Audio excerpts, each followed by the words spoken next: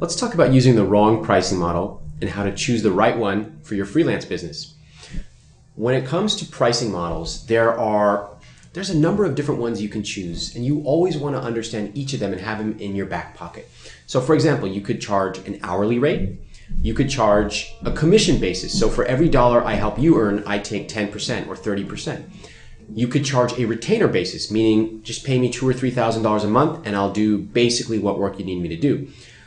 You can even charge a project basis. So I'll do all these activities within the scope of this project and you'll pay me X for the project.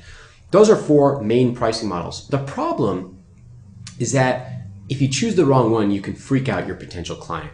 Okay, so for example, let's say that I meet a freelancer and he's kind of unproven. He just pitched me on a project and he asks me, what do you want the project to be, et cetera, et cetera. And then he drops a big fat $15,000 project fee on me. I don't know who this guy is. I'm not sure how good he is. He scares me. And so the easiest thing in the world for me as a client to do is to say no. Keep things the way they are. Maintain the status quo. In fact, the best way to start off with your pricing model as a beginning freelancer is to simply choose the hourly rate. It's easy, people understand it, and it mitigates my client risk. So if you work for me for 10 hours and it's not working out, great, that's, $1,500 out of my pocket, or, $500 out of my pocket. That's not so much. But if I commit to a $5,000 or $15,000 project, then I'm really, really scared. Okay.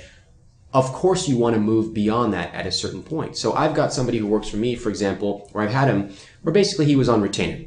I needed him. I knew he was good. I needed his time for random projects. So he was on retainer and I could throw things his way anytime. Another person's worked for me for basically a commission. So she worked on a project and it was directly tied to revenue. So every additional dollar that I earned, I could tie back to her. So I could pay her a percentage fee of that. That worked out really well for me. Understand that your clients are at different positions.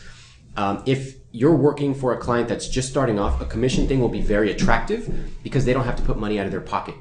However, why would a client, for example, want someone on retainer? I'll tell you why. I've had freelancers that worked for me and they became so embedded in my business, so central to my business, that I knew if I lost them, it would be a catastrophe. I'd have to find someone else and train them for like 6 or 9 months. So I paid them on retainer because I just wanted to keep them around. I didn't want to lose them and I wanted to give them a fair, equitable amount. So you always want to understand your pricing model. The best way to start off is an hourly rate.